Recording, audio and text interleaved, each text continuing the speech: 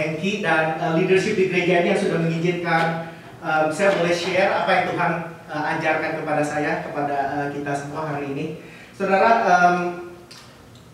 terakhir kali saya ada di sini mungkin sekitar 3 tahun yang lalu ya, atau 2 tahun yang lalu. 2-3 tahun yang lalu. Oke, 2-3 tahun yang lalu. Ya, dan saya mengucap syukur karena saya melihat teman-teman baru. Tadi aja sebelum saya mulai kebaktian, saya sempat kenalan dengan Clarissa, Jun, ya, dan Susi. Udah lama, teman lama. Ya, dan mengucap syukur kalau Tuhan boleh terus pakai jemaat ini untuk menjadi lighthouse ya, untuk melayani di sekitar sini. Nah, sebelum kita masuk ke dalam firman Tuhan, mari terlebih dahulu kita berdoa. Bapa di surga, adalah kerinduan kami Tuhan untuk belajar akan firman-Mu Tuhan. Dan Bapa, pada saat kami ingin mempersiapkan hati kami Tuhan, kami tahu bahwa Engkau sudah berbicara kepada kami sepanjang hari ini Tuhan.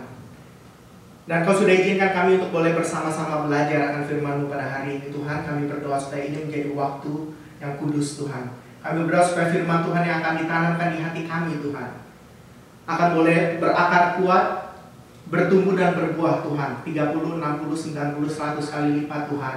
Dan kami gak ingin berhenti di situ Tuhan, karena kami ingin berdoa supaya buah-buah itu boleh nyata di dalam perkataan perbuatan kami Tuhan.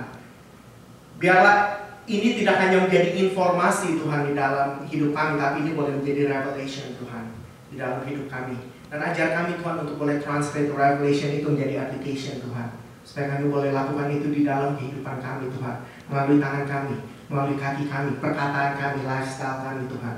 Biarlah di dalam semuanya ini Tuhan, nama-Mu dipermuliakan. Bapa, ini adalah waktu-Mu Tuhan. Kami berdoa Tuhan supaya Engkau berbicara Tuhan kepada setiap kami yang ada di tempat ini. Dan jadikan hamba-Mu ini hanya adalah delivering man Tuhan, untuk boleh deliver sesuai dengan rencana-Mu.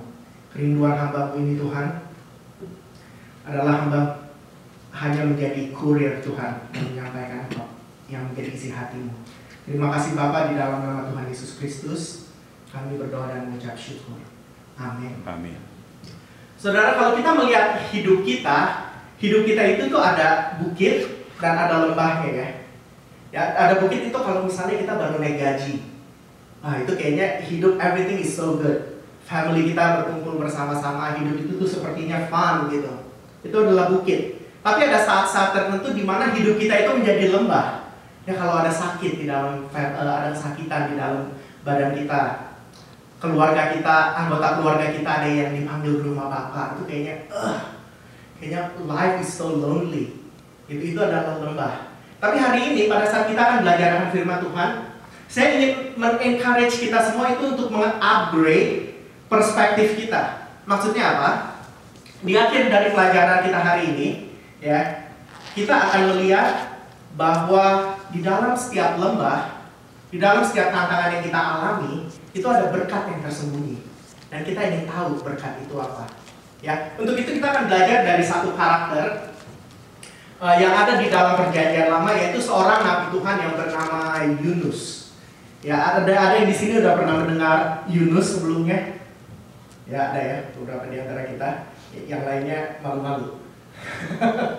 Karena saya yakin kalau kita udah cukup lama aja di gereja, ya kita tahu Yunus itu siapa. Kalau kita ada di sekolah minggu, disebutnya Yunus, ceritanya adalah Yunus and the whale. Ya, saya nggak tahu kenapa disebut whale, karena Alkitab nggak cerita, nggak bilang kalau dia adalah ikan paus, tapi it's a big fish. Ya, tapi karena kita tahu whale itu big fish, jadi kita sebutnya whale. Ya, but Alkitab itu kita akan berbicara tentang Nabi Yunus ini. Nabi Yunus ini hidupnya itu kurang lebih 700 tahun sebelum Yesus, atau dengan kata lain itu dia hidupnya kurang lebih 2700 tahun sebelum kita hidup ya. Jadi long time ago. Apa yang kita tahu tentang Nabi Yunus itu berasal dari, sebagian besar yang kita tahu tentang Nabi Yunus ini berasal dari satu buku di dalam perjanjian lama yang namanya kitab apa? Kitab Yunus. Ya. Dan kitab Yunus ini menarik. Kenapa? Karena kalau kita bandingkan kitab Yunus ini dengan kitab-kitab nabi-nabi lain yang di dalam perjanjian lama, fokusnya beda. Kalau kita baca Obadya, kita baca Nahum, kita baca Maleaki, yang lain-lain itu ya fokus daripada buku kitab-kitab itu adalah pesan Tuhan, isi hati Tuhan, apa yang Tuhan ingin katakan kepada manusia. Tapi kalau kita baca kitab Yunus, itu sedikit berbeda. Kenapa? Karena fokus dari buku itu adalah responsnya Yunus terhadap panggilan Tuhan. Ya, there is a lot of application yang kita bisa ambil dari kitab Yunus ini, yang kita bisa apply di dalam kehidupan kita. Ya, nah, untuk itu saya ingin mengajak kita semua untuk mari membaca bersama-sama dari Yunus 1 ayat 1 sampai 2. Hari ini kita akan baca cukup banyak ayat-ayat ya. Untuk itu saya minta saudara bantu saya membaca ayat-ayat ini. Kita nggak akan baca setiap ayat di buku kitab Yunus ini, tapi kita akan lompat-lompat. Tapi the gist atau the garis besarnya itu kita akan baca. Oke, help baca bersama-sama dengan saya. Amin. Ya. Oke. Yunus 1 ayat 1 dan kedua. Saudara siap? Dengan suara yang lantang seperti saudara adalah penyanyi opera. 1, 2, 3. Datanglah firman Tuhan kepada Yunus bin Amittai. Demikian, barulah pergi ke Niniwe, kota yang besar itu, berserulah kepada mereka, karena kejahatannya telah sampai kepadaku. Ayat yang ketiga, tetapi Yunus bersiap untuk melarikan diri ke Tarsis, jauh dari hadapan Tuhan. Ia pergi ke Yafo dan mendapatkan di sana sebuah kapal yang akan berangkat ke Tarsis. Ia membayar biaya perjalanannya, lalu naik kapal itu untuk berlayar bersama-sama dengan mereka ke Tarsis, jauh dari hadapan Tuhan. Jadi panggilan pertama Tuhan terhadap Yunus adalah dia disuruh pergi ke Niniwe, yang adalah ibu kota Assyria. Saudara, Assyria itu adalah military superpower at that time. Ya, itu kekuatan militernya itu sangat kuat dan dia expand negaranya itu dengan cara menyerang negara-negara lain.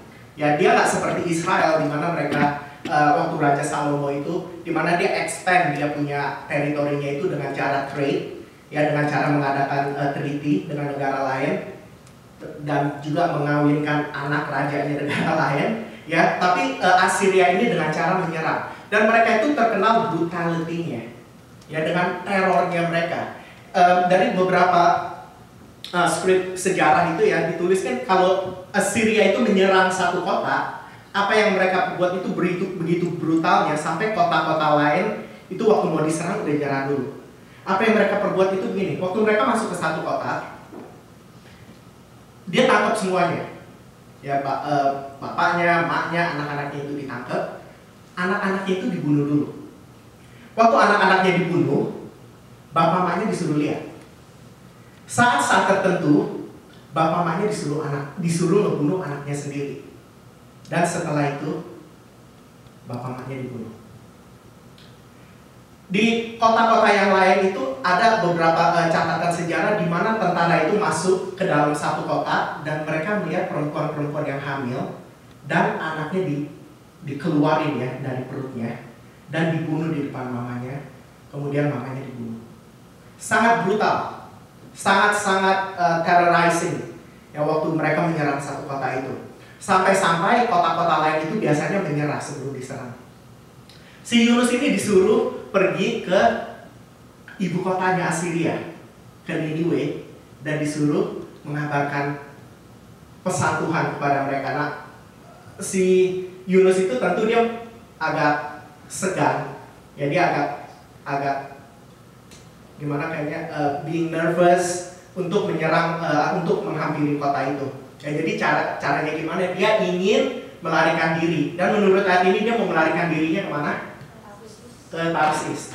Nah, saya akan berikan dulu petanya ya. Ada kota yang dia pergi itu namanya apa? Yafo kan, Joppa. Ya, Joppa itu adanya di situ. Niniwe itu di mana? Di atasnya, nggak begitu jauh ya. Dia mau larinya kemana? Tarsis. Karena dia nggak mau mengikuti panggilan Tuhan, dia bersedia berlayar 2.600 mil untuk lari dari panggilan Tuhan. Untuk comparison aja, San Francisco ke Hawaii itu 2.400 mil. Jadi dia ingin pergi ke tempat yang even lebih jauh daripada Hawaii. Ya, dan kalau saudara perhatikan, ini kejadiannya 2700 tahun yang lalu. Amerika itu masih belum ditemukan. Di dalam sejarahnya Yunus pada saat itu, Tarsis itu adalah ujung bumi.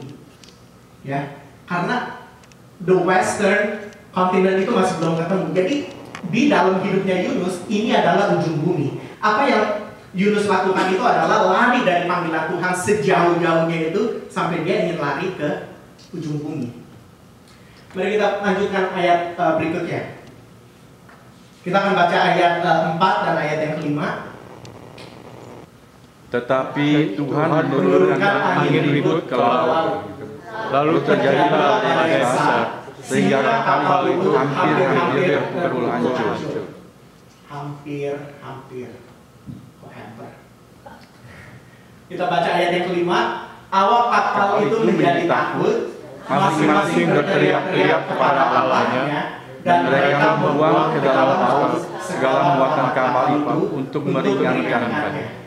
Tetapi Yunus telah turun dalam ruang kapal yang paling bawah dan berbaring di situ, lalu tidur dengan nyenyak. Saudara, di ayat yang sebelumnya ya saya ingin point out satu, nanti kembali lagi ke sini. Saudara nangkap nggak? Sebelum Yunus naik ke kapal itu dia membayar untuk naik ke kapal itu.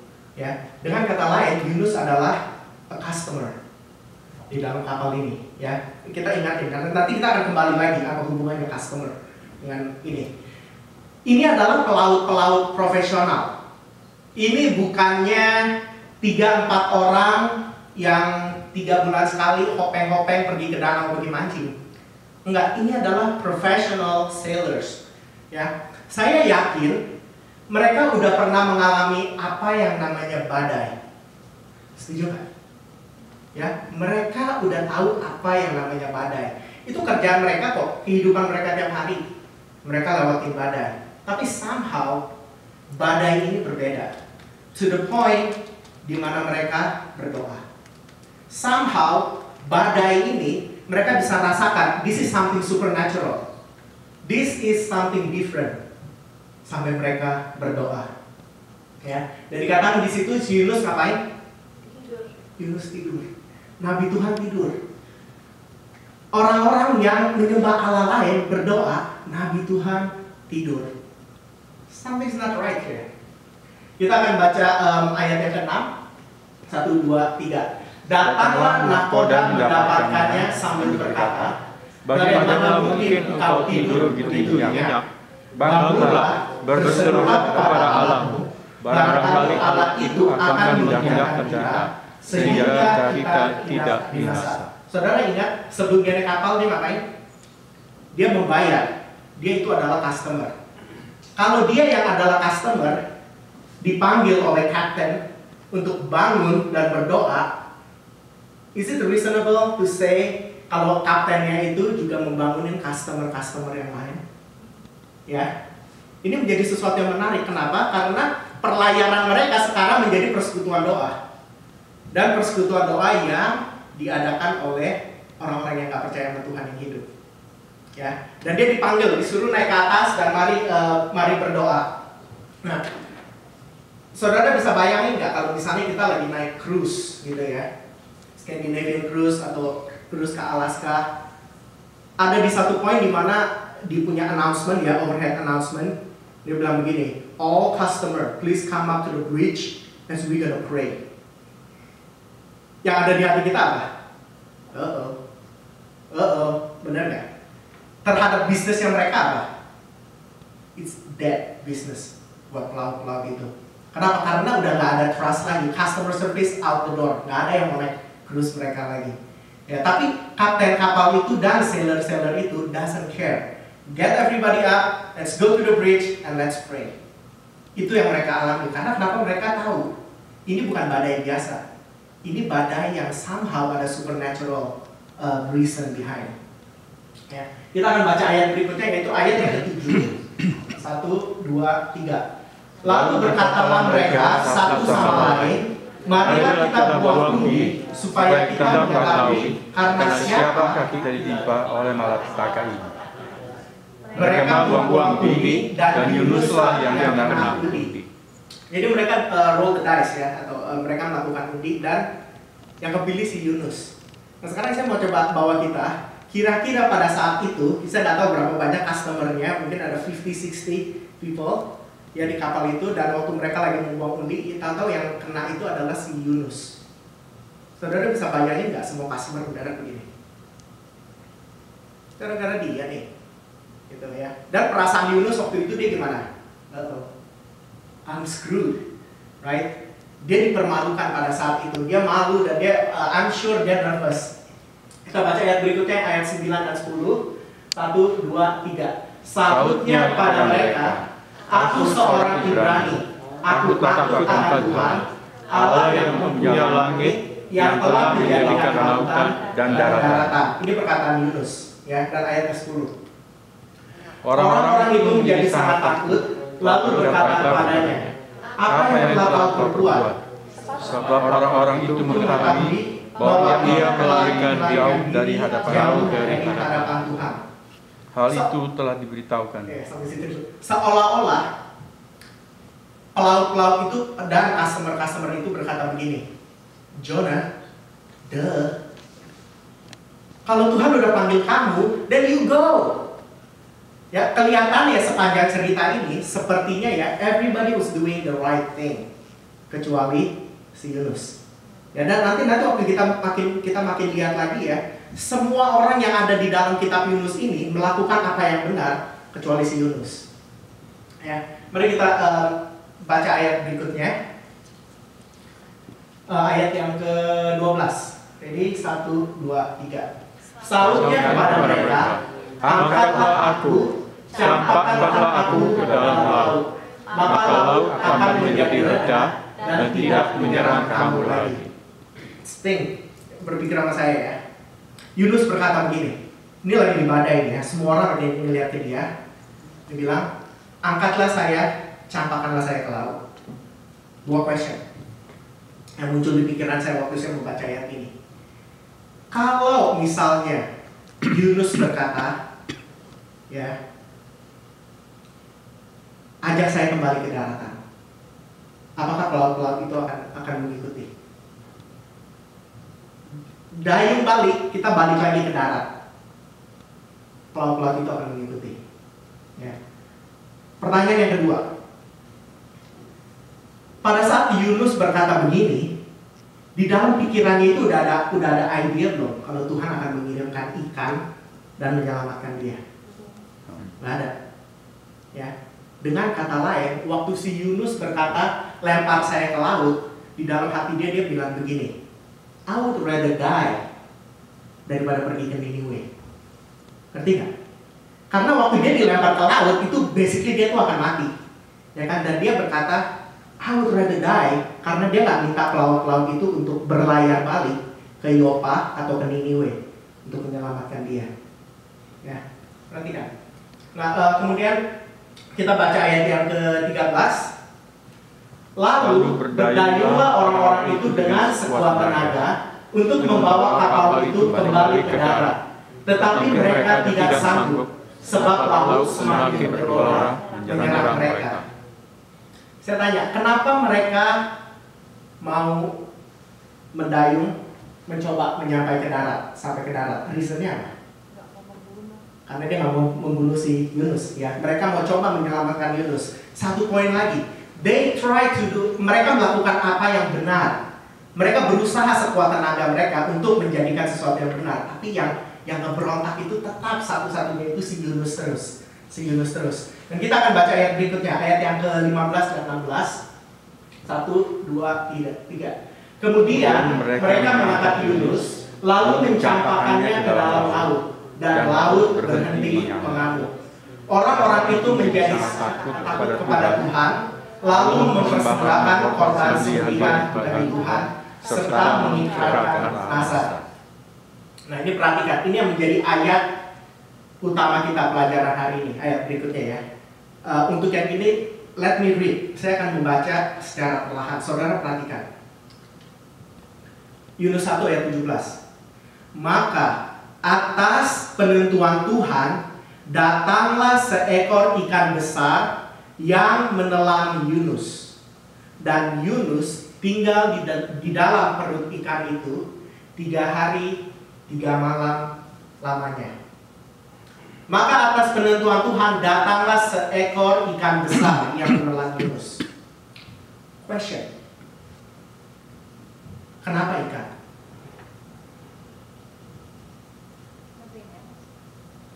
Kenapa nggak kayu yang berbentuk salib? Ya? Karena kalau kita bikin film Hollywood, ya, dan yang ada di situ adalah salib, kayu yang berbentuk salib. It is good for Christian message, benar nggak? Ya, Yunus lagi berenang di laut itu udah setengah mati. Itu terus tiba-tiba waktu dia udah hampir menyerah, terus dia lihat ada satu kayu dan dia berenang ke situ dan dia memeluk kayu itu. Setelah itu kameranya pan out. Waktu kameranya pan out, dilihat si Yunus sedang memeluk salib dan dia diselamatkan. Good message kan? Ya, good message kan? Tapi kenapa ikan? Itu menjadi question dan ini akan kita pelajari hari ini. Why fish? Ini akan menjadi ayat utama pelajaran kita pada hari ini ya. Kita kembali lagi. Jadi hold that thought. Kita akan kembali lagi. Ayat berikutnya mari kita baca bersama-sama. Lalu berfirmanlah Tuhan kepada ikan itu, dan ikan itu pun memuntahkan Yunus ke darat. Perhatikan, ikan aja menuruti perintah Tuhan, ya enggak? Ya, ikan aja menurut perintah Tuhan. Kemudian kita baca, ini kita akan baca sekitar 6 ayat, ya. Baca bersama-sama dengan saya ya. Yunus 3 ayat 1 dan 2. Datanglah firman Tuhan kepada Yunus untuk kedua kalinya. Demikian, bangunlah, pergilah ke Niniwe, kota yang besar itu, dan sampaikanlah kepadanya seruan yang kufirmankan kepadamu. Yang berikutnya, bersiaplah Yunus, lalu pergi ke Niniwe sesuai dengan firman Allah. Mulailah Yunus masuk ke dalam kota itu sehari perjalanan jauhnya, lalu berseru, 40 hari lagi, maka Niniwe akan ditunggang-balikan. Perhatikan kalau message dari si Yunus itu tuh very short. 40 days, 40 hari, Niniwe akan ditunggang-balikan. Message-nya itu sangat pendek ya. Kita baca lagi ayat yang kelima, dan kita akan baca ayat ke-6 juga ya. 1, 2, 3. Orang Niniwe percaya kepada Allah, lalu mereka mengumumkan puasa, dan mereka, baik orang dewasa maupun anak-anak, mengenakan kain kabung. Ayat yang ke-6, ayat yang ke-6 nggak ada. Oops. Oke, sampai ayat yang kelima aja. Message yang disampaikan oleh Yunus itu adalah sangat singkat, tapi hasilnya itu tuh luar biasa. Ya, satu kota yang kurang lebih penduduknya itu pada saat itu adalah 100.000 orang, mereka bertobat, baik orang tua maupun anak-anak. 100.000 orang bertobat di dalam 40 hari. Question saya ada buat kita semua di tempat ini. Apa yang membuat Yunus di dalam 40 hari itu bisa melayani 100.000 orang dan berhasil? Apakah Yunus pengkhotbah yang terkenal? Nah, di dalam sejarah nggak ada pernah ditulis kalau Yunus pernah berkhotbah kecuali yang ini. Apakah message-nya Yunus, pesannya Yunus, apakah itu pesan yang sangat baik? No. Message-nya cuma berapa sih? 8 kata atau berapa itu? Bukan message-nya. Apakah karena Yunus punya attitude yang baik? Enggak. Kita bisa lihat ya dari awal buku ini, itu tuh Yunus itu tuh menentang panggilan Tuhan terus. Bahkan setelah pasal yang ketiga, pasal yang keempat di buku ini, dikatakan kalau Yunus marah-marah sama Tuhan karena Tuhan menyelamatkan kota Niniwe ini. Jadi attitude-nya itu bukan yang menyebabkan Yunus begitu berhasil di dalam pelayanannya. Jadi alasannya apa? Perhatikan. Alasannya kenapa dia begitu berhasil di dalam pelayanannya di kota Niniwe, Karena apa yang dia alami sebelum dia melayani. Karena apa yang dia alami sebelum dia menyampaikan pesan ini. Mari saya jelaskan. Orang-orang Niniwe itu menyembah satu dewa yang namanya Dewa Dagon. Saudara ada yang tahu nggak Dewa Dagon itu dilambangkan dengan apa? Ikan. Ikan, very good. Dewa Dagon dilambangkan dengan ikan. Ya. Jadi pada saat orang Niniwe itu melihat ada sebuah ikan besar datang, dan waktu dia buka mulutnya, Yunus keluar. Sebelum si Yunus mengatakan satu kata keluar dari mulutnya, orang-orang Niniwe udah percaya sama dia. Make sense? Ya, sebelum Yunus berkata 40 hari, sebelum dia berkata begitu, orang Niniwe udah tahu ini adalah utusan Tuhan. Ini adalah mungkin anak dewa ini. Apapun yang dia katakan, kita harus ikutin. Make sense? Kenapa Tuhan pakai ikan? Karena itu.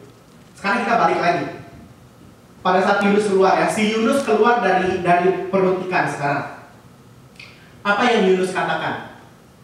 Dia nggak melihat ke Niniwe, tapi apa yang dia lihat adalah ke belakang dia. Dia berkata, ini pengalaman jelek yang udah saya alami nih. Saya dipanggil Tuhan, saya mesti meninggalkan keluarga saya. Saya naik ke kapal dan diombang-ambingkan.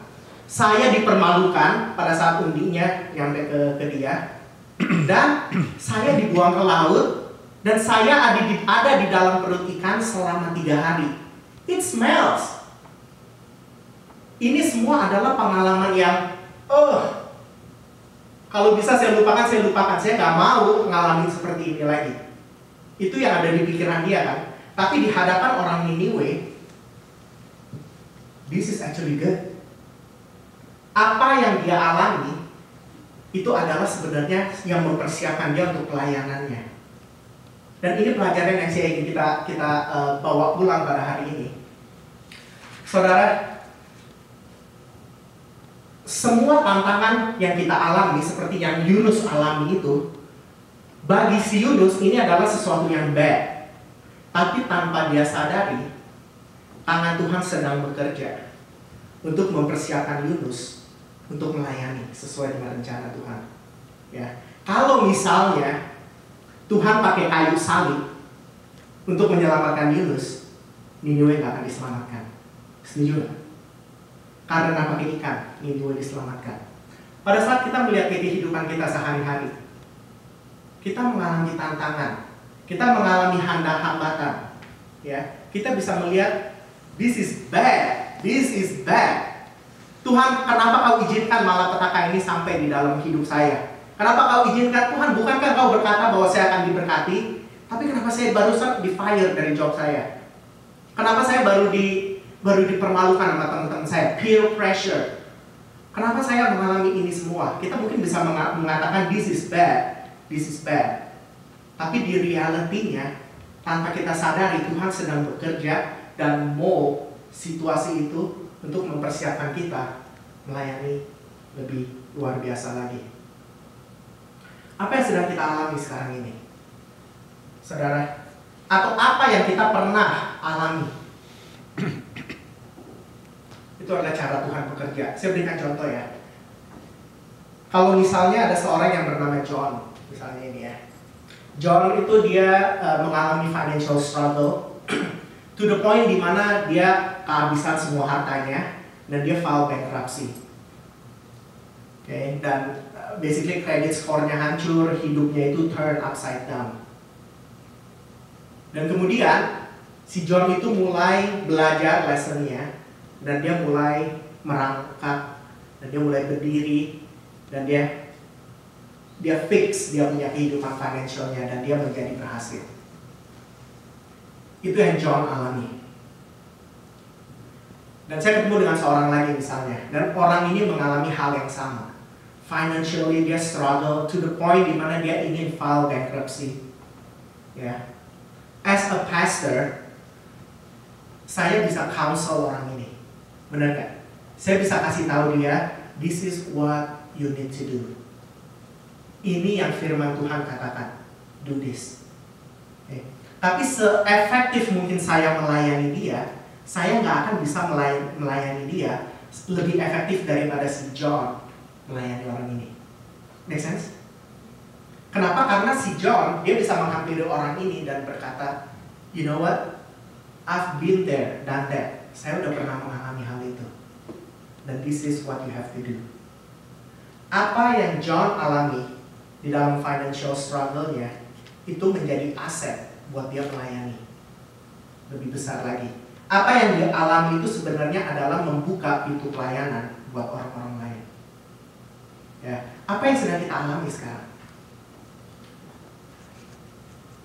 Saya nggak banyak kenal kita enough ya untuk tahu apa yang sedang kita alami. Mungkin ada di antara kita yang sedang mengalami depression, stres di dalam pekerjaan kita. Mungkin ada accident in the family. Mungkin ada financial struggle, ada kesakitan, immigration status. Mungkin kita sedang mengalami malapetaka. Kita lagi cari kerjaan itu nggak ketemu. Dan kita lagi struggle. Saudara, mari saya ingin undang kita, mengajak kita semua untuk upgrade perspektif kita. Jangan lagi kita melihat itu semua sebagai hambatan, sebagai tantangan. Tapi marilah kita lihat itu semua sebagai cara Tuhan bekerja, tangan Tuhan untuk mempersiapkan kita melayani lebih efektif lagi. Amin. Mari kita berdoa. Bapa di surga, kami mengucap syukur Tuhan kalau Kau sudah izinkan kami boleh belajar bersama-sama Tuhan dari hidup Yunus. Tuhan, kadang-kadang kami tidak bisa melihat apa yang sedang kami alami, tantangan yang kami alami. Tuhan, kami ada saat-saat di mana kami berkata, Tuhan, this is too heavy. Ini terlalu berat Tuhan. Tapi Tuhan, ajarlah kami Tuhan untuk boleh mengupgrade perspektif kita. To the point di mana kami bisa melihat bahwa itu adalah cara kerja-Mu Tuhan. Itu adalah tangan-Mu Tuhan yang sedang membentuk hidup kami supaya kami bisa melayani dengan lebih efektif. Melayani orang lebih banyak lagi Tuhan. Ajarlah kami untuk boleh melihat semua hambatan itu Tuhan sebagai pintu pelayanan baru yang Tuhan berikan kepada kita supaya kami boleh melayani. Oh ya, mungkin itu heavy Tuhan, tapi berikan kepada kami perspektif yang baru Tuhan untuk menjalani ini semua. Terima kasih Bapa, dalam nama Tuhan Yesus Kristus kami berdoa dan mengucap syukur. Amin. Saudara,